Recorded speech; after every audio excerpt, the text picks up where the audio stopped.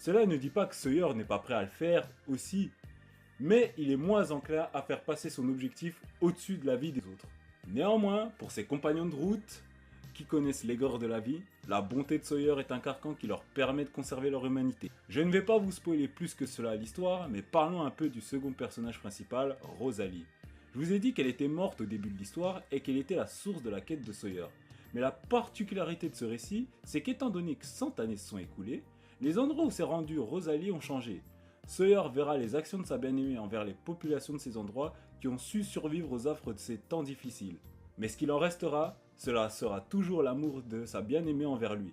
Elle est une femme combative, dangereuse et au lourd passé qui donne le titre de l'œuvre. Vous ferez aussi la rencontre d'autres personnages en couleur, que ce soit des alliés ou des ennemis, qui ne vous laisseront pas indifférents. Or, comment cela se fait avec tous ces personnages, tout cet univers si fantastique et cette quête de folie? Solide shonen qu'est Mary Grave n'est pas réussi à survivre au-delà du tome 5. Eh bien c'est très simple, les ventes. On vous la fait pas les gars. Je l'avais déjà dit plus haut, mais le manga n'a pas réussi à se vendre au Japon. Malheureusement ou bien heureusement, prenez-le comme vous le sentez, mais il a eu un certain succès en dehors du territoire nippon, surtout en France où sa valeur a plus été reconnue puisqu'au cours des années 2018 et 2019, Mary Grave s'est retrouvée dans un tournoi perdant face à The Promised Neverland et Beastars, tournoi organisé par Manga News. Oui, j'ai été aussi déçu que vous, hein. Je faisais mes recherches, je pensais que c'était un gros tournoi, mais non. Mary Grave est un exemple qui montre qu'on peut avoir tout le potentiel du monde. Si on n'a pas la chance de naître au bon endroit, il se peut qu'on ne puisse pas exploiter ce dit potentiel à notre maximum.